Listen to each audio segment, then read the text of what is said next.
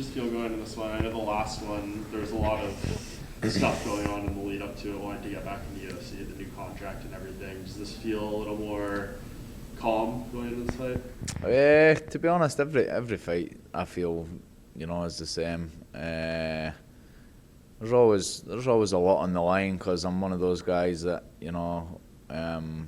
absolute devastated if I ever lose. You're always going in to try and get the win. But yeah, I feel good. I feel good this camp. My weight's low. I've had a good training camp.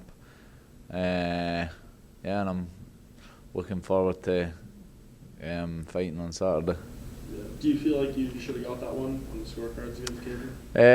I did. And watching it back as well, I feel like I'd done enough. So that fight, I know that watching it back, I'm like, right, well, round one, nothing really happened. So even though he didn't do much to me, I never done much to him either. But I just feel like, that was his. He made it that type of fight because he was running, so I couldn't hit him because he was running.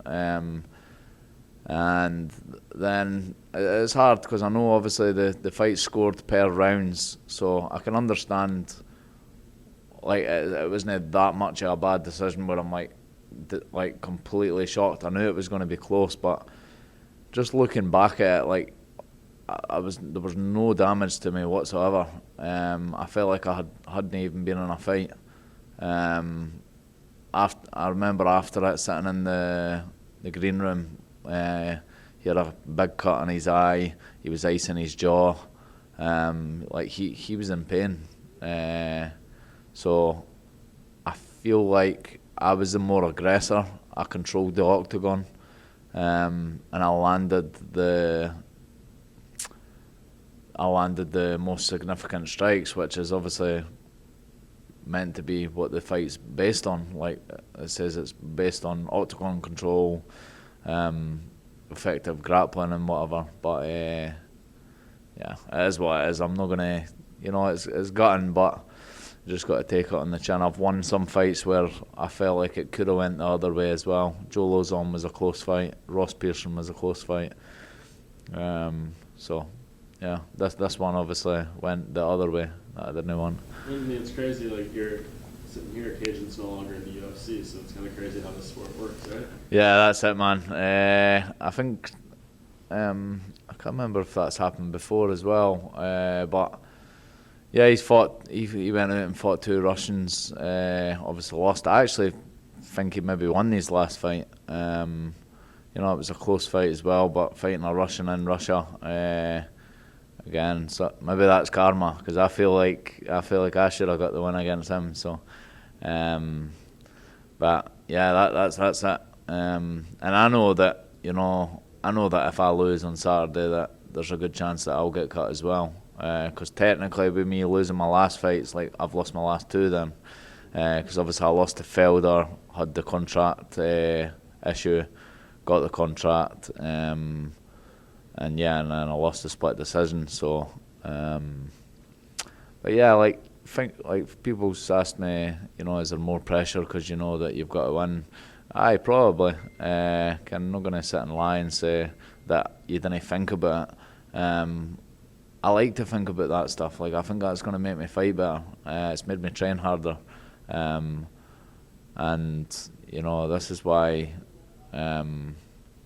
I feel more prepared than ever because I know that doing everything I can, going all out, I feel like I'm in the best shape of my life, I'm ready to do this Saturday.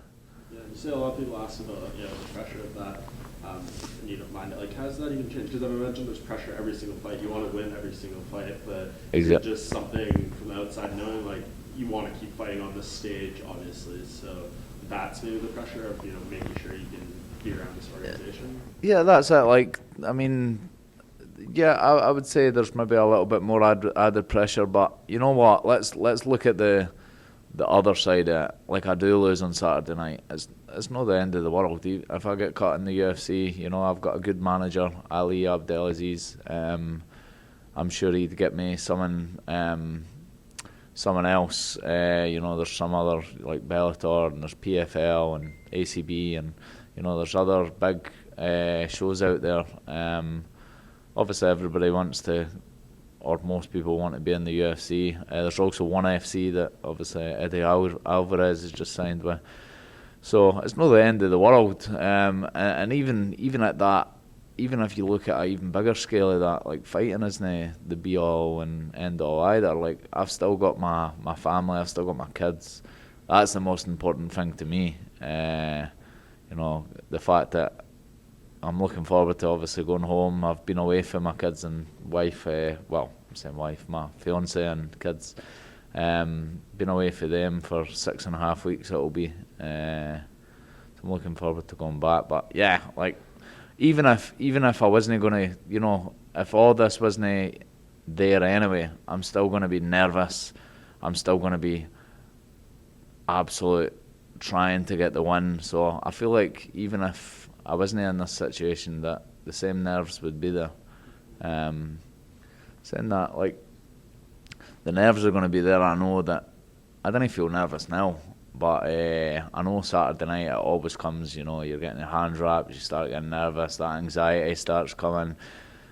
At the end of the day, it's just about trying to control it. Like, he's trained for probably 10 weeks, roughly. I've trained for about 10 weeks. He's not coming in here to lose. I'm not coming in here to lose. So there's always that pressure. Obviously, the best man wins of the night. I am confident that I am going to get the win. I believe I can beat him anywhere. I believe I've trained harder, made all those sacrifices, and I feel sharp and ready to. Not even that fight alone. I'm looking forward to getting in there and just reminding everybody, like, I'm a contender. I'm here. Like a couple of fights ago, I was sitting about 20th in the world, just outside the top 15, and then things changed. I've not had the best year because I lost to Felder in Scotland. He's now sitting, I'm sure he's just been ranked 15th in the UFC rankings. So yeah, the last year hasn't been great, and obviously when you're not winning and stuff, people forget about you a wee bit. So I'm looking forward to not only going out there and showcasing my skills and beating Jason Saturday night, but just reminding everybody I'm not here just to get a paycheck. I'm here to build back up, and yeah, go out there and remind everybody. Yeah, that must be a weird situation to be in, right? Because as you said, like, on one hand you're mentioning, I could get cut if I lose here. The other hand, you're 2 wins removed, like you said, being like top 20 or being in that conversation. So is it kind of like an internal struggle? Like you should be up there at the top of those guys in the rankings. At the same time, there's like this looming possibility of where things could go if things don't go right. Yeah, I feel like I'm at the level of a top 15 person. Like I believe I can hang with some of the guys in the top 15. Obviously, I got clipped off Felder up until the knee and the clinch. Like I felt like I was maybe even winning that fight. Obviously, there was nothing major that was happening, and he'll know his sell. It was a competitive fight until that knee landed, and then obviously it changed everything. The last fight was frustrating, but yeah, every fight's different, and it's the UFC. Everybody's going to be good, so sometimes it's your night, sometimes it's not. And like I said, if I didn't get the win Saturday night, because I know that's always a possibility that you could lose. If there wasn't that possibility, well, then what's the point in even turning up to training? If you know you're going to win, there's no point in even turning up to training and whatever. There's always that doubt, and that's what makes you train hard and do everything you can to make sure that the chances of you winning are way higher. And I feel like I've done that this camp. So Saturday night, looking to obviously go out there, get a win, remind everybody that I'm a contender, get another guy. I'm not sure how it'll work like after with contract wise and stuff, but my first goal is obviously to beat Jason. Then look at it'll be my 4th contract in the UFC. And like I said, if it doesn't go that way, and I did get cut, and whatever happened with my career after that, I could still look and say, you know what, I would be 5-4.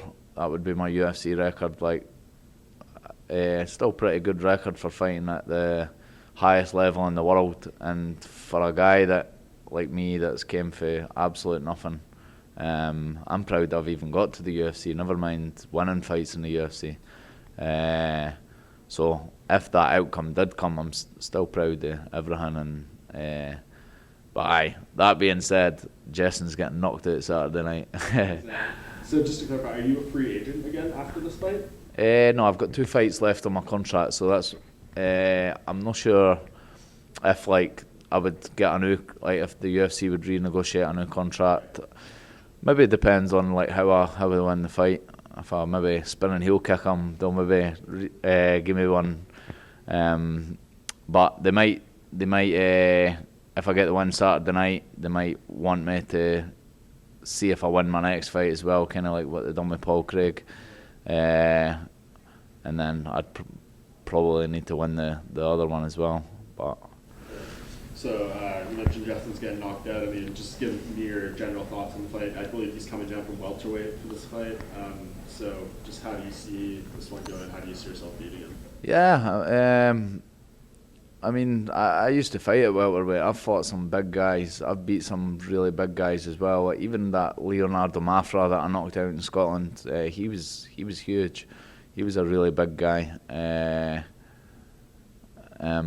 So that's not going to be nothing new to me, fighting a kind of guy that's coming down from a weight. I feel like if anything, it'll benefit me. You know, I've been here. I've done this so many times. This is my ninth fight in the UFC. So, you know, I've made weight in the UFC for 155 9 times. This is, you know, it's like another day in the park for me as it goes for weighing in. He's gone through all these new experiences, probably cutting weight, like cutting more water weight than before. He's going to be thinner, like everything's going to be different for him, so it's a new experience, and I'm going to try and take advantage of that. You know, he gets hit a lot. Take a drink first. My sponsor, Tim Hortons. He gets hit a lot. Like watching the fight with Darren Till, like Till hit him with some big shots, hurt him, rocked him, and I feel like with it dropping an extra weight class, your brain can't take those shots as much.